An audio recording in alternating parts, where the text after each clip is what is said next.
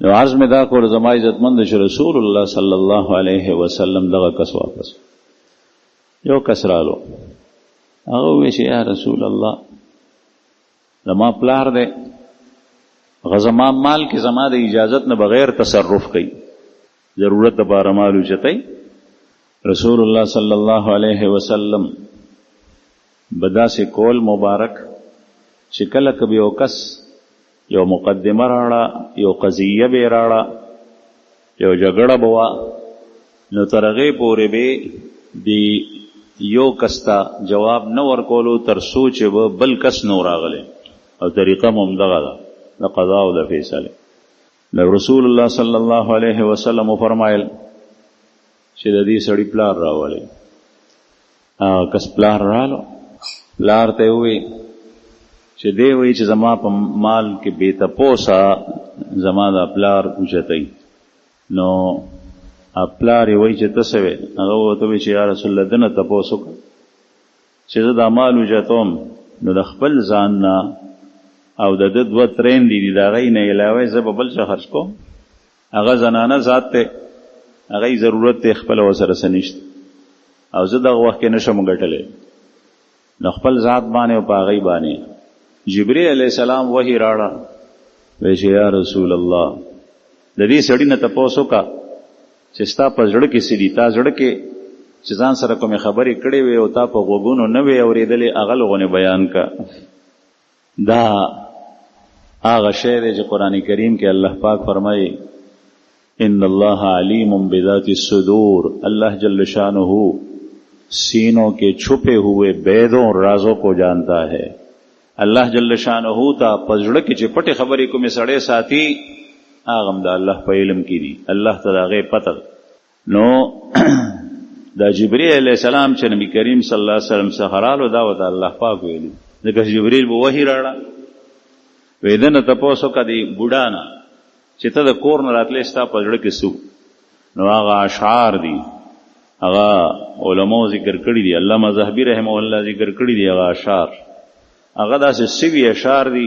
د سړی اوري د سړی په ځړ اور لګي او ته وایي چې ته زما زوی ته چې ماشوم وې ما تا سره خواري کوله مونږه مور او پلار دې ستا د پاره بس شپرونه کا ځان مستړی کړی دی خرچه به پیدا کوله ما به دا کول اوس چې ستا په مال کې اوچت کم نه بیا انکار کوي نو چې دا اشعار وي په اشعارو کې رسول الله صلی الله علیه وسلم د دې کس غزوې د گریوان نه اونیو او ته فرمایل انت ومالک لابیک ته او ستا مال ستا د پلار ته د پلار داسې لکه مړی پوخې د جسد سره کوي ته خو لا مال یاده او لغونه معمولی شی یاده تم د پلار مطلب دا دی چې ستا وجود سبب ظاهری ستا د پلار دی او ټول خواري د سره هغه کړي نو هغه دومره حق نه دی حاصل چې ته ورته نه ورکې هغه ستا په مال کې واخلي نو زما عزتمندو د مور او پلار حقوق الله جل جلاله قرآن پاک او د رسول الله صلی الله علیه وسلم په احادیثو کې ډیر ذکر یو حدیث مبارک کې یو واقعه ده رسول الله صلی الله علیه وسلم ته یوې زنانه جواب راواستلو وی یا رسول الله زما خاوند بیمارو اوس سخت حالت ته د زنکدن حالت د ساوتو وخت شروع کېدو والده بیماری ډیره سخت شي د سختۍ کې ده تاسو داغه په باره کې څه دعا وکړئ چې الله په رحم وکړي او تاسو ته اطلاع درکوله رسول الله صلی الله علیه وسلم مبارک حیات ته او ظاهر ده چې دغه وخت کې چې کوم مسلمانانو صحابه نبی کریم صلی الله علیه وسلم حضرت عمار حضرت بلال حضرت صہیب رضی اللہ عنہم دا درې واړه حضرات چې دا یو زمانه کې غلامان پیغمبر علیه الصلاۃ والسلام واسطول ویدو کې لاړ دا حالت وګورئ او دته تلقین د کلمې وکړي وسره خوا کې کېنئ دینه معلومه شوه چې مسلمان بری هغه سره خوا کې کېناستل پکار دي زمونږ نن سبا پخپلا یا د خلکو د خبرو د وجه نه سړی د خلکو خبر نشي اورېدی، پلار یې نه جوړه او هسپتال ته یې بونت. داسې وخت کې بوځي چې هغه د ساه د وتو وخت نو لای په لاره کې ساوځي، په ډاټسن کې، په سوزوکي کې، او یا په هسپتال کې ساوځي په داسې ځای کې چې نه ورسره زوی وي، نه مور وي، نه ښځه وي، نه لور وي، څوک ورسره نه یوازې، او ډاکټران ورسره یو غم په داسې شکل کې لکه منکر نکیر.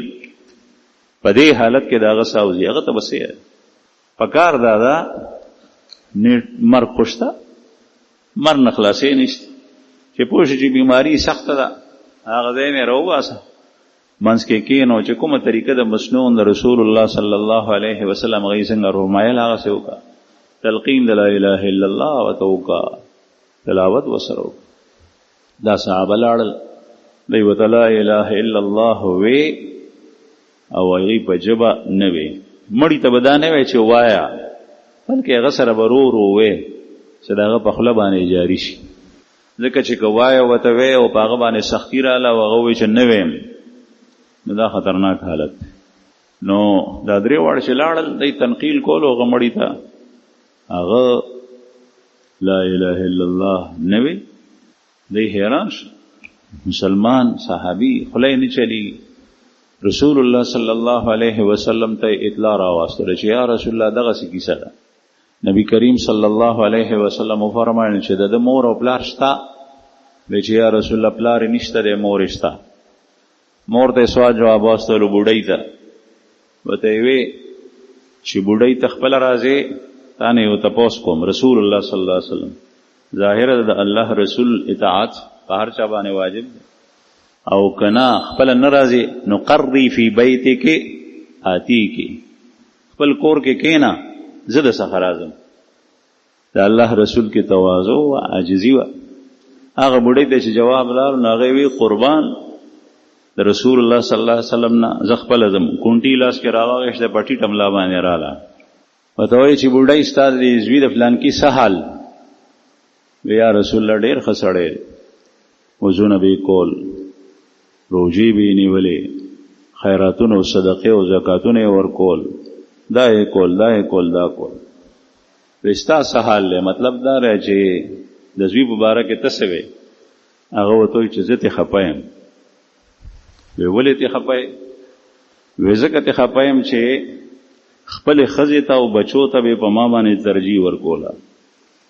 په ما به آواز اوچت کو، په ما به غصه وکړه، او زما خبره به نه منله، او زما د خبرې د پاسه به د ښځې خبره منله. په دې وجه د یا رسول الله خفه ورته وی چې بوډۍ معافې کا، یعنې ستا په وجه به هغه سخت وکړي. وی نه یې معاف، دومره یې ورته زړه سوځولی. رسول الله صلی الله علیه وسلم حضرت بلال ته وفرمایل بلال دو کلاړ شه ځان سره څوک کو، لرګي راړه، لرګي راړه، زر وچ خشاک راړه. بوډۍ وایي چې یا رسول الله په لرګو څه کوئ؟ وی اور بلوم استاد زوی پکې سوځوم. وی نه یا رسول الله زوی مې دی، د زوی څه وی د هغه سوځېدل زه کله برداشت کولی شم؟ ورته فرمایل چې بوډۍ د جهنم او د آخرت اور او څه وی هغه د دنیا د هغې نه ډېر سخت دی، د دنیا دا څه وی ډېر اسان دی، دا ډېر اسان دی، دا تکلیف هغه ډېر زیات سخت دی، او چې څو پورې دی تا نه معاف کړی تر هغې پورې خدای نه معاف کوي. صرف په دې خبره ښه چې ښځې ته به په مور باندې ترجیح ورکوله. نن سبا کورونه وشمارئ تاسو، په مالتونو کې، په محلو کې، په کلو کې څومره کسان داسې په څو کورونو کې داسې معامله ده چې هلته مور او پلار ته ترجیح ورکوي، ښځه رستو کوي. او داسې کورونه وشمارئ، دا سروې د څوک وکړي چې څومره داسې دي چې هغه ښځې ته ترجیح ورکوي، بچو ته او مور او پلار ته. نو چې کله یې دا ووایي چې څو پورې تا نه معاف کړی تر هغې پورې خدای نه معاف کوي، دی په اور کې سوځي. نو بوډۍ ورته ووایي چې یا رسول الله ما د الله لپاره معاف کړه. حضرت بلال رضی الله عنه د پیغمبر علیه السلام فرمایل دو کوس لاړ شه حالت یې وګوره، یا خو دی بوډۍ دا خبره د شرم د وجه نه او زما د وجه نه کړې ده او په زړه کې نه دی معاف کړی، او یا یې په زړه کې معاف کړی پته به ولګي. چې لاړو حضرت بلال رضی الله عنه ووایي چې زه څنګه د هغې کوڅې ته نږدې شم نو د هغه په ژبه د الفاظو لا اله الا الله لا اله الا الله محمد رسول ژبه یې خلاصه شوه. عرض مې دا کوله زما عزتمنو. بیا رسول الله صلی الله علیه وسلم رالو په جمعات کې صحابه کرام جمع په منبر باندې دا خبره ټولو ته وکړه. انصار ناستو، مهاجرین ناستو، ورته وی چې د مور حق، د پلار حق په ښځه او په اولاد باندې مقدم دی، او چې چا خپل ښځه او بچی په مور او پلار باندې وړاندې کړل، لا يقبل الله له صرفا ولا عدلا، نه خدای پاک فرض قبلی او نه نفل قبلی، اعمال نه قبلی. عرض مې دا کول زما عزتمندو چې د مور او پلار حقوق دا زیات دي. بعضې سړی وایي چې زما پلار ظالم وي، نو بیا نو دا تپوس د رسول الله صلی الله علیه وسلم نه شوی دی. یو کس رالو، هغه نه د پلار په حق کې کوتاهي کېده. رسول الله صلی الله علیه وسلم ته قضیه راله، پیغمبر علیه السلام یې زوی نه تپوس وکړو. نو زوی ورته وایي چې یا رسول الله پلار مې ظلم کوي په ما، ظالم دی. ورته وایي چې ظالم دی، بیا هم ورسره ښه سلوک کوي. دې نه دا معلومه شوه چې یو دا خبره ده چې په تا باندې د مور او پلار څه حق دی، او یو دا خبره ده چې په مور او پلار باندې د اولاد څه حق دی. مور او پلار ته پکار دی چې هغه د اولاد حق ادا کوي، او اولاد ته پکار دی چې د مور او پلار حق ادا کوي.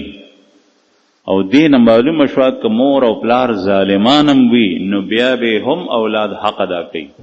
بل څوک چې ظالم وي نو هغه وخت کې خپل حق دغه نه وصولولی شي، او چې مور او پلار ظالمان شول نو دغه وخت کې د خپل ظلم د وجې نه چې تا سره هغوی کوي، ته په هغوی باندې هرګز ظلم نشي کول، ظلم په باندې نشي کولی، بلکې ته به د هغوی حق ادا کوې تر دې پورې چې کافر او مشرک وي. نو هم حضرت اسماء رضی الله عنها صحابیه ده، بخاری شریف کې حدیث،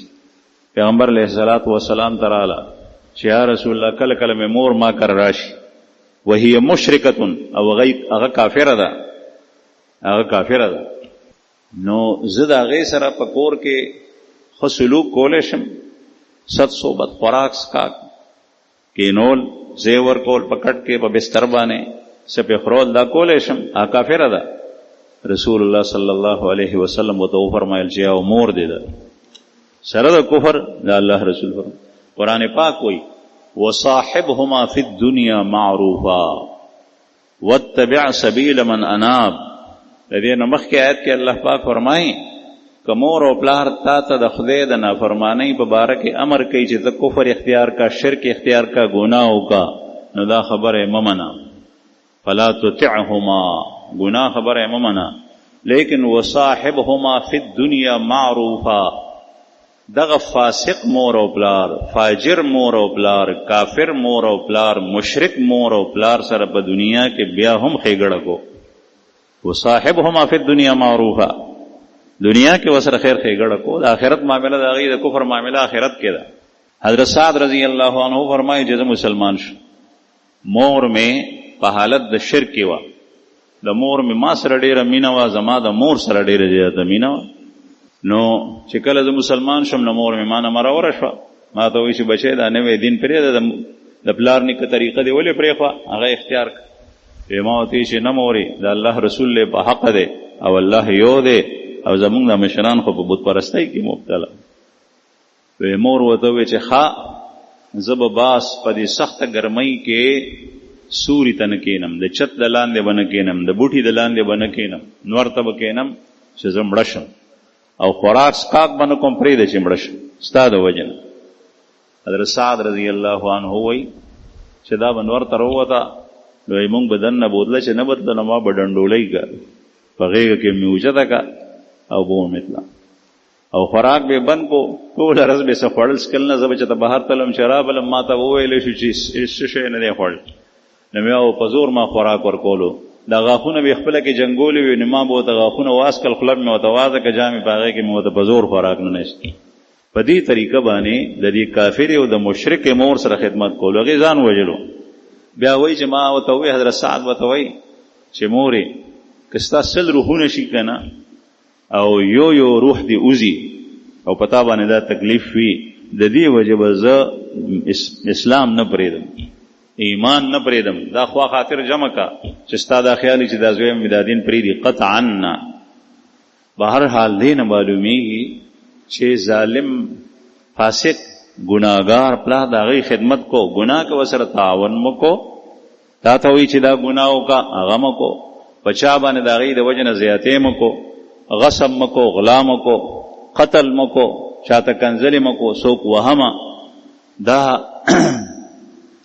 نو رسول الله صلی الله علیه وسلم یو حدیث مبارک کې د تیرو قومونو کې د یو کس واقع بیان کړ. هغه په بني اسرائیلو کې یو کس، بخاری شریف کې دا واقع ده. هغه به څاروي سرول، کار یې دغه و، مال یې و، ګډې بیزې نري څاروي، او هغه د هغه زمانې مسلمان، هغه وخت په پیغمبر باندې ایمان، ټول ورځ به څاروي سرول، بیا به رالو کور ته، نو دا لنګې چې به وې ګډې بیزې هغه به اولشلې، لوښی به ډک کو، بیا به مور او پلار کمزوري و، په کټ کې به پراتو، بیا به هغې باندې اوس کول، د هغې نه پس به په بچو، په ښځه او په خپله سکو. د مور او پلار ډېر خدمتي. نو یو ځل دی لاړو، دی وایي نعا بی الشجر، واښهګان نږدې نږدې نو، ونې نه وې، نو زه په وښو پسې، په ونو پسې لرې لاړم، په شینکي پسې. هلته مې څاروي سرول چې بیا راتلم، نو شپه راختې وه، شپه ده، تیاره ده، چې زه راورسېدم کور ته، نو مور او پلار مې وده دي. نو بیا دی وایي چې ما څاروي اولشل، لنګې ګډې بیزې مې اولشلې، په لوښو کې مې هغه پی واغشتل، ښه ستړی یم، او بچي مې راته وایي چې مونږ ته راکړه، مونږ نهر یو، ځکه چې خوراک یې دغه وخه، نور څه نو چې روټۍ بېله پخېده، ترکاري بېله پخېده، لکه زموږ په کورونو کې چې الحمدلله الله جل شانو نعمتونه دي، شکر ادا کول پکار دي. دا نن سبا چې کوم پریوانه خوراکونه هر یو سړی خوري، دا مخکې نو، او د هغه چا خبره خلا په ګاونډ کې، هغه به د خپل غیرت نفس د وجې نه چانه سوال نه کوي، لیکن که په هغه نهر یې تېرېږي، هغه نهر وي کور کې سني، تپوس کو او هغه ته خپل مال کې برخه کو د هغه. نو الحمدلله هر یو شی پریوانه دی، الله جل شانو رزق خلکو ته ډېر ورکوي. نبی کریم صلی الله علیه وسلم فرمایي چې دا هغه پی واغشتل، د بچو ته او ښځې ته وایي چې تاسو ته خو نه در کوم، د څو پورې په مور او پلار نیس کولی، دغه عادت د هغوی سر ته ولاړ دی، هغه اوده دي او کش نه کوي، خبرې نه کوي چې د هغوی په خوب کې خلل ده. هغوی پاسئ په دې وجه نه چې خوب یې خراب نه شي، او په خپله ځکه نه چې څو پورې مې مور او پلار نه دي وړاندې کړي، دی نهر اوده شوي تر هغې پورې، او ولاړ ځکه دی چې کیدی شي اړخ بدل کړي او پاسي، نو زه به زر دا ورکړم، ان تر دې چې شپه تېره شو او سهار په خپل وخت باندې هغوی دواړه پاسېدل، چې څنګه پاسېدل، دی سر ته ولاړ دی، یو ته یې وړاندې کړل، بل ته یې وړاندې، مور او پلار یې اوس کړل، بیا د هغې نه پس چې کوم دی نو خپل اولاد ته او بچو ته ور. تر اوسه پورې هغه واقعه د رسول الله صلی الله علیه وسلم په مبارکه خولې سره بیان شوي، د احادیثو په کتابونو کې صحاح روایاتو کې درج ده. الله جل شانه د ده د عمل ډېر زیات خوښ شو، ځکه چې مور او پلار ته په خپل اهل او په خپلو بچو باندې ترجیح ورکړي.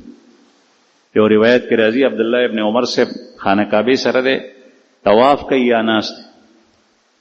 یو سړی دی، هغه مور په دې اوږو باندې سوره کړې ده، په اوږو باندې هغه خپله طواف نشي کولی،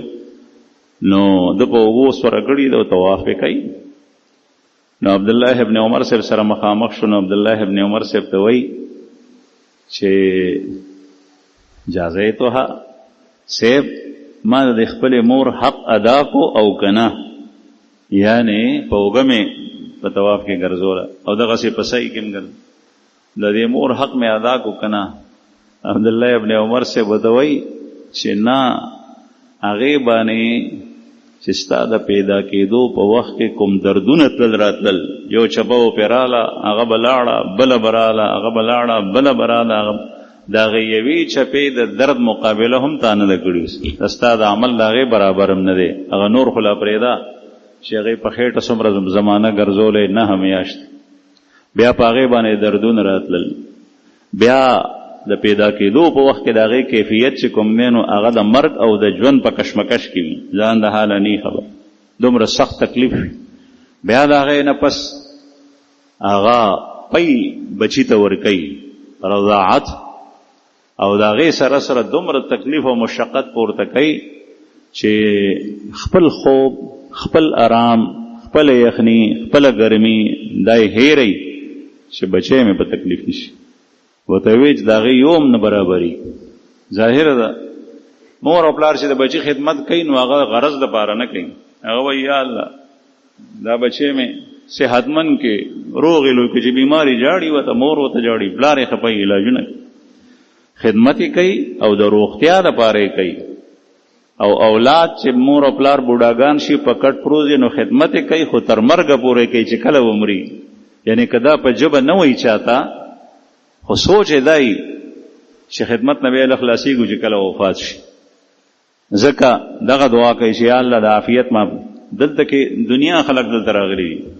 مور مې په کومه کې د مرینا، پلار مې په کومه کې د مرینا، داسې څه دعا وښیه چې سای په اسانه وځي. دنیا خلق راغلي د تیم خدمت کې، هغه خدمت د ننګ او د شرمه کې، او ستا په زړه کې دا دي چې دی زر د دنیا نه لاړ شي، او مور او پلار هم ستا خدمت کړی و، او هغوی د ننګ او د شرمه نه، هغوی په پټه، په تیاره کې، په ژمي کې، په اوړي کې، په سختۍ کې، په یخنۍ کې، په ګرمۍ کې، په تکلیف کې ستا بولې صفا کړي دي، ستا بسترې صفا کړي ده، هر یو کار یې کړی دی. او د څه دپاره یې کړی چې دی لوی شي، دی ژوند تیر کړي، دی هر یو خوشحالي د دنیا وویني.